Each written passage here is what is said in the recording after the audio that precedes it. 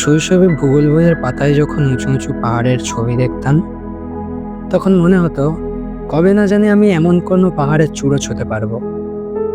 বইয়ের মধ্যে সেই পাহাড়গুলো কেবল কল্পনার মধ্যেই বাঁধা ছিল। আজ প্রায় এক যুগ পর সেই কল্পনার জগৎকে পেরিয়ে আমরা দুই বন্ধু রওনা হয়েছি এমন এক জায়গার খোঁজে, যেখানে আকাশ মাটির খুব কাছে আর নিঃশ্বাসে মিশে যায় অদ্ভুত শান্তি। আমাদের গন্তব্য পরশনাথ পাহাড়। প্ল্যান ছিল আমরা 4 বন্ধু মিলে পাহাড়ে চড়ব।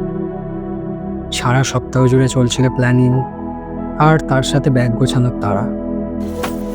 কিন্তু শেষমেশ পাহাড়ের ডাকে সাড়া দিয়েছিলাম আমরা দুজন। সমস্যা হলো, আমাদের দুজনের রিজার্ভেশন ছিল আলাদা আলাদা ট্রেনে।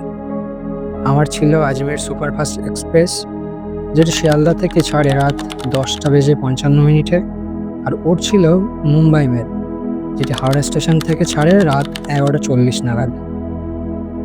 ভেবেছিলাম রাত্রিটা হয়তো একঘেয়েমির মধ্যেই কেটে যাবে, কিন্তু বাস্তবতা মাঝে মধ্যে অনেক বেশি কাব্যিক হয়। জানালার পাশে সিটে শুয়ে প্রকৃতির নিঃশব্দে সঙ্গ উপভোগ করতে করতে পেরিয়ে যাচ্ছিলাম একটার পর একটা স্টেশন। বর্ধমান, দুর্গাপুর, আসানসোল, ধানবাদ। নির্ঘুম একটা রাত পার করে পরেশনাথ স্টেশনে যখন পৌঁছলাম, তখন ঘড়ির কাঁটায় ভোর 4:05। আধা ঘন্টার ব্যবধানে মুম্বাই মেলে এসে পৌঁছায় স্টেশনে। দেরি না করে স্টেশনের বাইরে দাঁড়িয়ে থাকা গাড়িতে চেপে রওনা দিলাম আমাদের গন্তব্যের দিকে। ড্রাইভার কাকুর সাথে গল্প করতে করতে टाइम से मिलेगा। अभी नाश्ता वगैरह कचौड़ी जलेबी वगैरह मिलेगा। 12 बजे टाइम में खाना मिल जाएगा।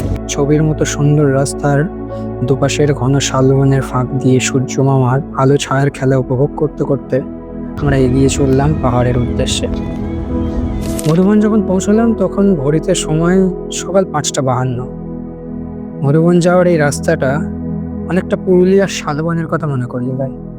পরশনাথ পাহাড়ের পাদদেশে অবস্থিত এক শান্ত নিরিবিলি ছোট গ্রাম হলো মধুবন, যা প্রায় 4 বর্গ কিলোমিটার এলাকা জুড়ে বিস্তৃত। জৈন ধর্মাবলম্বীদের কাছে তীর্থস্থান হিসেবে বিখ্যাত এটি। আজ আমাদের ট্রেকিং শুরু ঠিক এখান থেকেই। ঝাড়খণ্ড রাজ্যের উত্তর পূর্বাংশে অবস্থিত একটি জেলা হলো গিরিডি। গিরিডির দক্ষিণ পূর্ব দিকে এক ঘন জঙ্গলের বুক চিরে প্রহরীর মতো মাথা উঁচু করে দাঁড়িয়ে আছে এই পরশনাথ পাহাড়। মালভূমির রানী ছোটনাগপুর মালভূমির সর্বোচ্চ অংশ এটি। প্রায় 8,700 বর্গমিটার অঞ্চল জুড়ে বিস্তৃত সবুজে মোড়া এই পাহাড়ের উচ্চতা প্রায় 1365 মিটার বা প্রায় 4,500 ফিটের মতো। জঙ্গলের নিস্তব্ধতা, আকাশ ছোঁয়া গাছ আর পর্বতচূড়ার অভিমানী নির্জনতা সব মিলিয়ে এক অনন্য অভিজ্ঞতা অপেক্ষা করে থাকে প্রতিটি আগন্তুকের জন্য। আমাদের ট্রেকিং শুরু হয় সকাল 7:20 দিকে। প্রথমে কংক্রিটের খাড়া রাস্তা ধরে এগিয়ে চলছিলাম, কিন্তু কিছুক্ষণ পর বুঝলাম এই রাস্তা আমাদের জন্য নয়। আমাদের চাই অ্যাডভেঞ্চার, যে এই একঘেয়ে সিমেন্টের রাস্তায় কখনোই পাওয়া যাবে না। But bro always has plan B. কংক্রিটের রাস্তা ছেড়ে আমরা ঘন জঙ্গলের ভিতরে এবড়ো খেবড়ো খাড়া চড়াই পাথুরে পথ বেয়ে উপরে উঠতে লাগলাম। ভয়, কৌতূহল, উত্তেজনার মিশ্র অনুভূতি।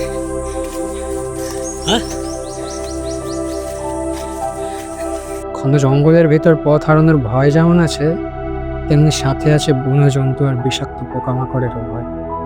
কিন্তু সবকিছু উপেক্ষা করে এগিয়ে চললাম আরো উপরের দিকে। কিন্তু ধীরে ধীরে সেই উত্তেজনা ভয়ে পরিণত হলো যখন বুঝতে পারলাম গভীর অরণ্যের মধ্যে আমরা পথ হারিয়েছি। এবার তো ওটা রিস্ক হয়ে যাচ্ছে উপরে। আমরা এই দুজন মাঝখানে এসে ফেসে গেছি। জঙ্গল এতটাই ঘন যে সূর্যের আলো গাছের পাতার মাঝে আটকে যায়, মাটিতে আর পৌঁছায় না।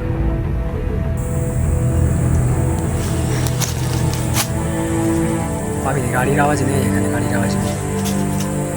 ওই পাশ দিয়ে নিচে নেমে যাচ্ছে কেউ।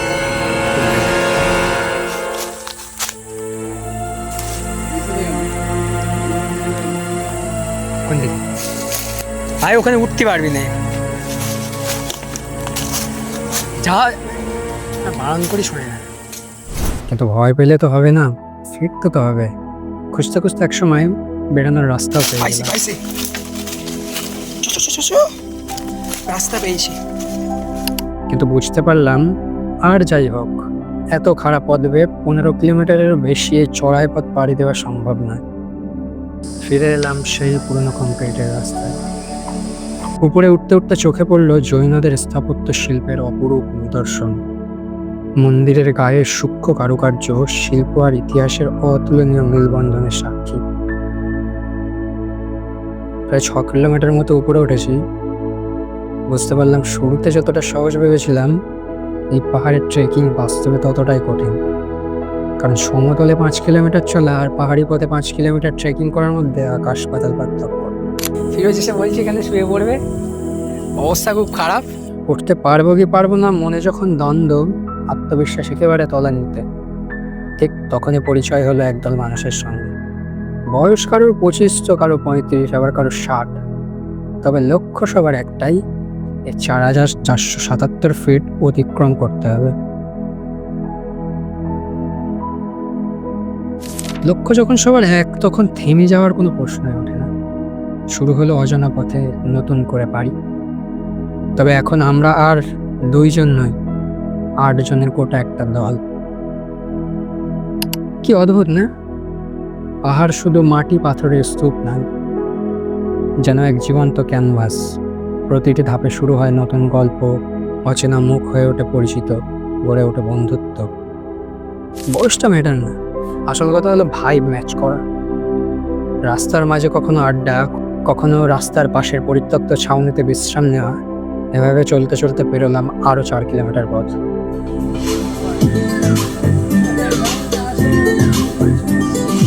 आँखों ही आँखों में बातें हुई क्या पता, बातों ही बातों में हो गई हूँ लापता।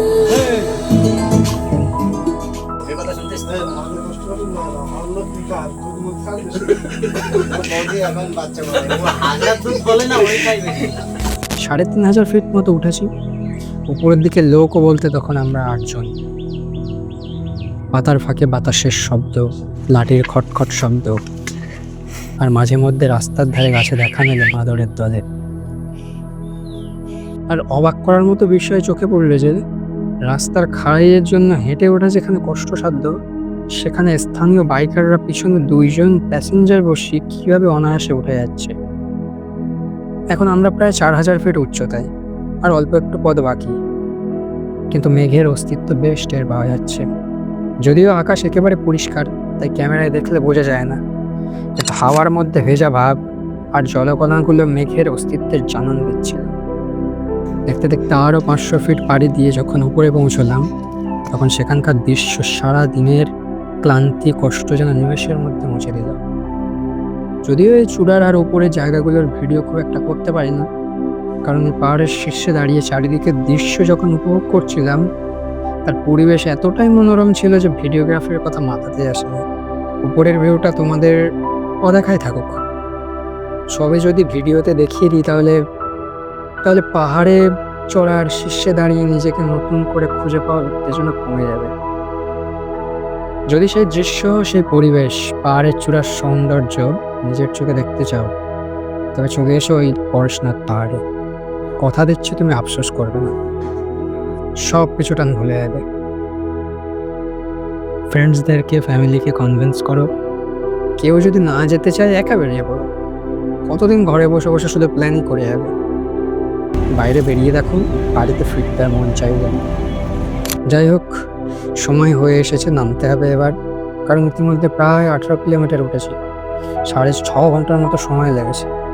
এখানে সমবয়সী বেশ কয়েকজনের সাথে বন্ধুত্ব হয়ে গেল। তাদের থেকে বিদায় নিয়ে ফিরে চললাম নিচের দিকে। ঠিক আছে ভাইয়া। আমাদের মধ্যে সিনিয়র কয়েকজন বাইকে আগে চলে গেছিলেন। হেঁটে তাদের পক্ষে নামা সম্ভব ছিল না। ফেরার সময় পথের ধারে এক দোকানে গরম চপ আর মুড়ি খেলাম, সাথে পাহাড়ি চা, যেন অমৃত। প্রায় 8 কিলোমিটার নেমে আসার পর জুটে গেল এক নতুন সঙ্গী। আমরা পায়ে হেঁটে শেষ অবধি ফিরেছিলাম 4 জন, আর বাকিটা রাস্তা সেও আমাদের সাথে ছিল।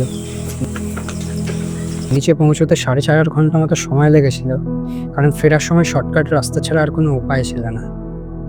নিচে যখন পৌঁছলাম তখন 5:50-52 এরকম বাজে। সব মিলিয়ে প্রায় 11 ঘন্টার মতো সময় লেগেছে। এভাবেই শেষ হলো আমার জীবনের প্রথম ট্রেক। পিছনে পড়ে রইল পাহাড়ের চূড়া, মেঘ, বন্ধুত্ব, গল্প, ক্লান্তি আর সাথে রইল একরাশ শান্তি।